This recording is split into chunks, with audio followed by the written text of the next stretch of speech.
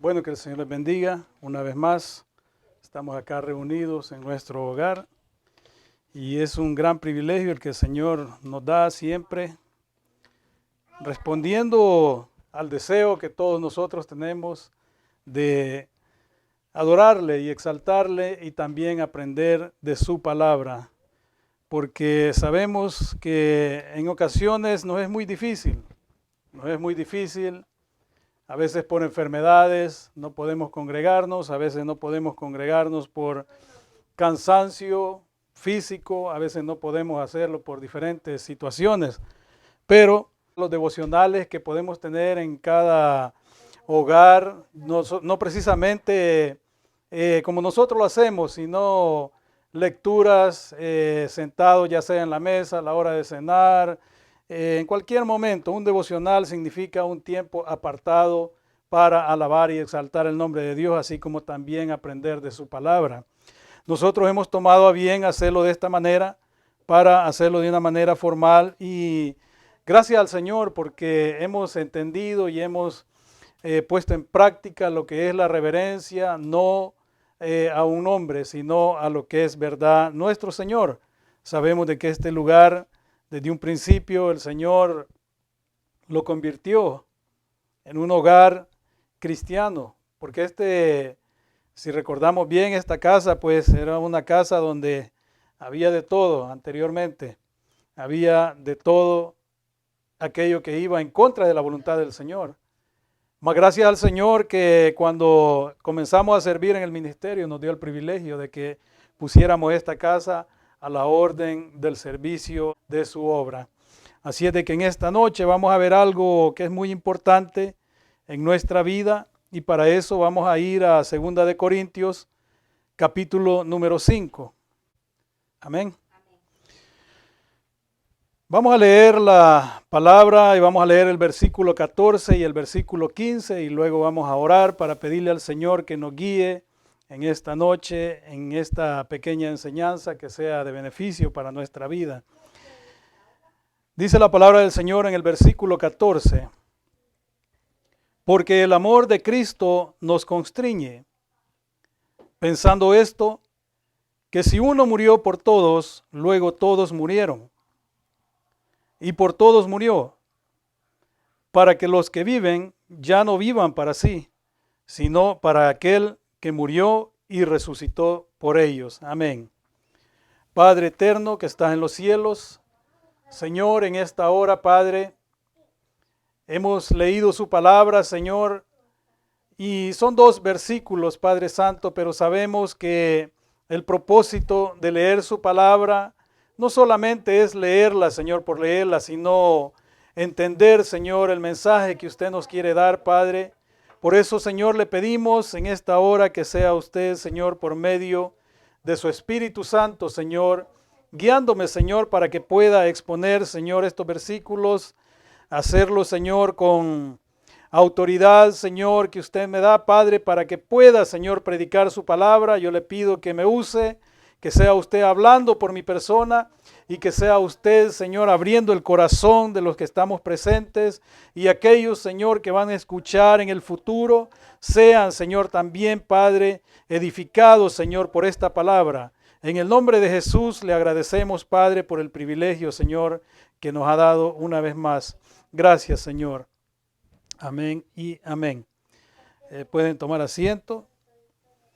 Hemos leído 2 versículos que aparentemente muchas personas leen la Biblia y se enfocan en leer la Biblia, pero no se detienen un momento a meditar en ella.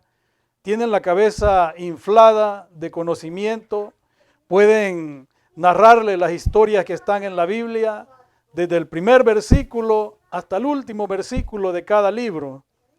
Pero hay un detalle: no tienen el entendimiento que deberían de tener. ¿Por qué? Porque se enfocan solamente en obtener conocimiento. Y nosotros debemos de enfocarnos en aprender lo más que podamos y poner en práctica esa palabra en nuestra vida, porque esa palabra es la que nos va a ayudar a mantenernos siempre firmes en la fe. Y hemos leído en 2 Corintios capítulo 5, lo cual nos habla acerca del ministerio de la reconciliación. Hay cosas las cuales nosotros muchas veces dejamos pasar por alto, como decía, por eso no es bueno leer muy rápido la Biblia, sino leerla detenidamente y luego ver qué es lo que el Señor quiere mostrarnos a través de esas lecturas que nosotros vamos dando. ¿Qué es lo que dice acá? La pregunta para nosotros es si hemos entendido lo que hemos leído. Primeramente dice, y por todos murió. En la parte B, y por todos murió para los que viven, ya no vivan para sí, sino para aquel que murió y resucitó por ellos. La pregunta es, ¿qué es lo que entendemos de esto? O la pregunta es si nosotros verdaderamente hemos muerto al mundo, si verdaderamente hemos muerto al pecado, si verdaderamente nos constriñe el amor de Cristo. Y vale mencionar que esa palabra constriñir es apretar, tiene un significado como oprimir, forzar, imponer y obligar, cosas por el estilo. Y el amor de Jesucristo es el que nos lleva y nos obliga a nosotros a hacer su voluntad, algo que nos resulta ser muy beneficioso. Porque a pesar del cansancio, a pesar de muchas adversidades, nosotros tomamos el tiempo para poder hablar de la palabra del Señor. Y eso no viene de parte de nosotros, sino de parte de nuestro Señor Jesucristo, por aquel Espíritu que Él nos ha dado. Ahora, el tema que he escogido para que meditemos en esta noche es una pregunta. Nosotros servimos en una iglesia. Y servimos al Señor no solamente en la iglesia, sino en todo lugar donde andamos. Porque hacemos lo posible por hacer la voluntad de nuestro Señor. No lo hacemos perfectamente, porque somos seres humanos, el pecado mora en nosotros, fallamos, pero hay algo que nos distingue del mundo.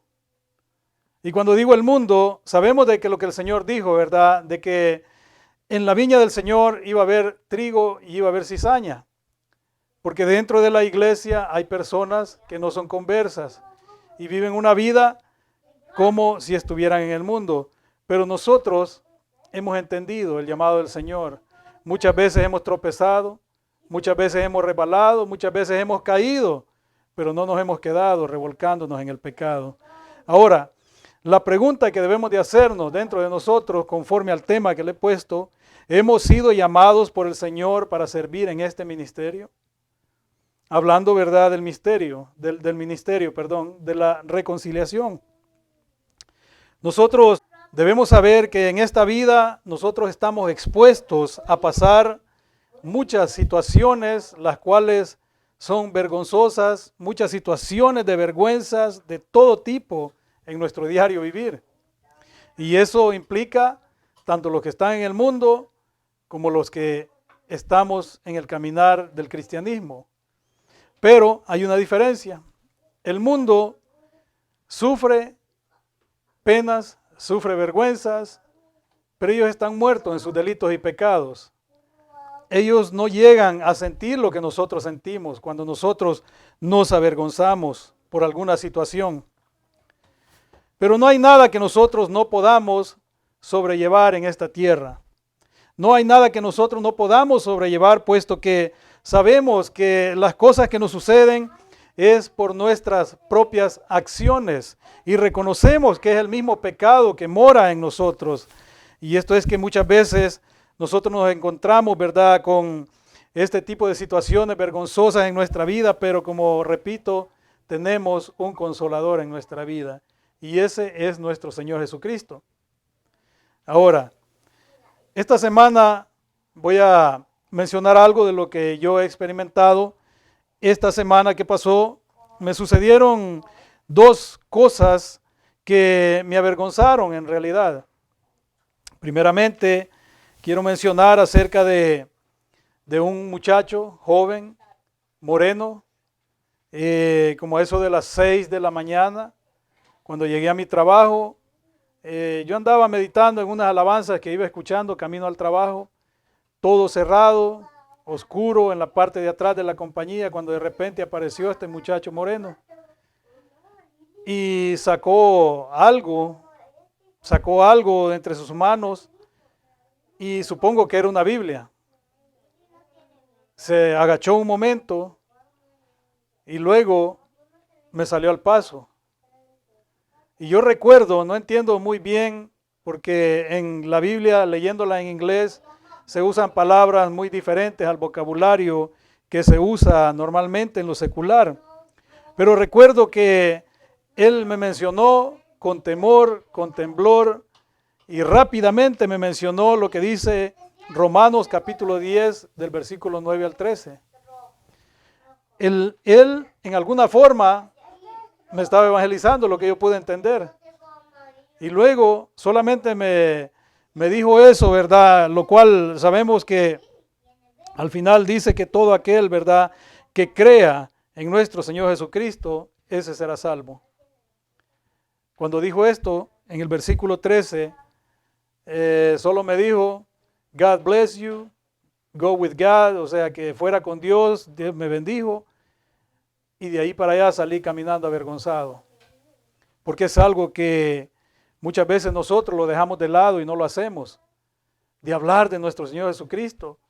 Este muchacho, yo no sé cuál era su situación, si era un creyente nuevo, pero él andaba predicando la palabra del Señor. Y me sentí un poco extraño y, como repito, me sentí avergonzado. Y eso es algo que nosotros nos ayuda, porque venimos a reaccionar y sabemos de que nosotros tenemos una responsabilidad. Como decía, ¿verdad?, lo que he leído, el amor de Cristo es el que nos constriñe, es el que nos obliga a hacer las cosas, y no importa si nosotros podemos o no podemos, es el Señor quien nos da el poder para que nosotros podamos abrir nuestra boca y podamos hablar de su palabra a toda criatura. Otra de las cosas que me causaron vergüenza esta semana, y de hecho fue muy vergonzoso, estaba en el culto de ayuno y cerré los ojos, me quedé dormido, lo cual causó de que la Biblia se me cayera de las manos, y los mensajes que ando ahí entre las páginas se me regaron todos, cayeron regados. Los hermanos estaban escuchando la predicación, se asustaron, y yo solamente me quedé avergonzado y me sonreí, porque ya sé que hay unos hermanos que están a la expectativa, pendientes de uno, para ver qué está haciendo uno, si se está durmiendo, está leyendo, está orando, lo que está haciendo. Pero me causó una sonrisa, y luego recogí, ¿verdad?, mis páginas, avergonzado, recogí la Biblia, y fue una situación que me hizo sentir muy avergonzado dentro de la iglesia. Como repito, esto nos ayuda, porque eso me ayuda a estar más despierto y a estar pendiente. Algo que no me había sucedido en años, me vino a suceder. Por eso es que nosotros vamos a pasar situaciones que nos vamos a sentir mal, pero no debemos quedarnos ahí. Debemos de utilizar estas situaciones para que nuestra vida vaya mejorando. Situaciones como estas van a suceder, pero si las vemos nosotros, como repito, de la forma correcta, estas nos van a ayudar a determinar nuestras actitudes para cambiar nuestra conducta en nuestro caminar cristiano. Lo que sí sería muy triste y doloroso, sería muy difícil de soportar, es el hecho de vivir engañados creyendo que estamos haciendo lo correcto delante de nuestro Dios en esta tierra, y resultar de que todo ha sido una falsedad. Eso es algo que nos llevaría a una situación de vergüenza en aquel día que nos presentemos delante de nuestro Señor, porque hay palabras escritas en la Biblia que nos dejan bien en claro cuál va a ser la reacción de nosotros si nosotros nos presentamos delante de Dios. Primeramente, debemos de dar frutos si verdaderamente somos cristianos, porque el día que nos presentemos delante de nuestro Dios, vamos a escuchar las palabras que todo creyente debería temer escuchar en aquel día. Y son esas palabras que dijo el Señor: nunca os conocí, apartados de mí, hacedores de maldad. Es importante que nos mantengamos siempre despiertos espiritualmente y hagamos las cosas de la mejor manera para hacer lo que es la voluntad de Dios. Veamos Mateo para leer esos versículos. Mateo capítulo 7. Mateo capítulo 7. Y leemos el versículo 21.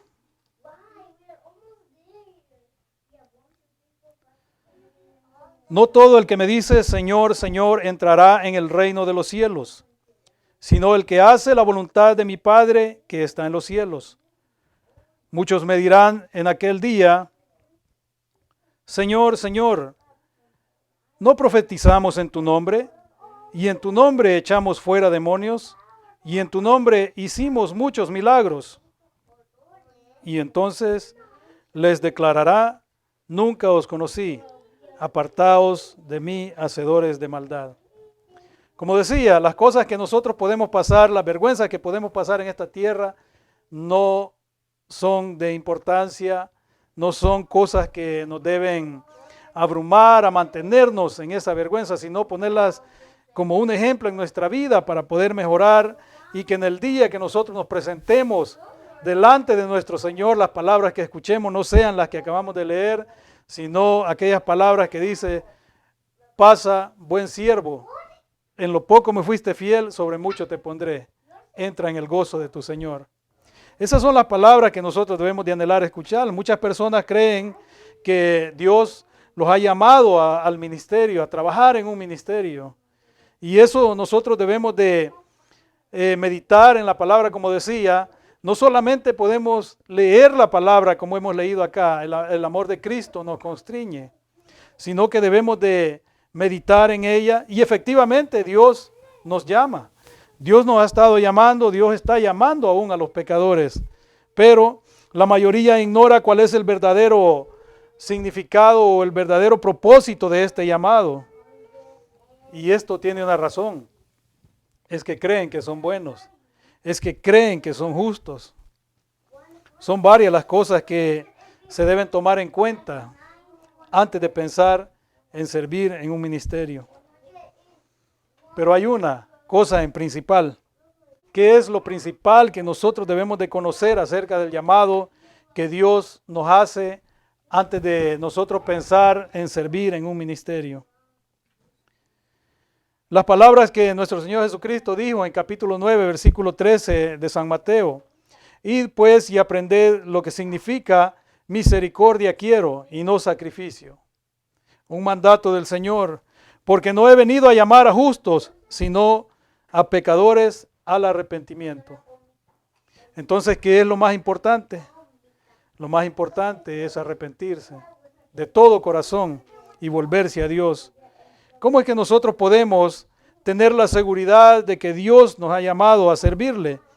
Por ejemplo, yo lo único que puedo mencionar en este momento es algo que sería mi experiencia en el caminar cristiano, porque es una experiencia que la sentí desde el momento que yo decidí servir al Señor, no por mi propia voluntad, sino porque, como hemos leído en la palabra del Señor, es el amor de Cristo el que los constriñe.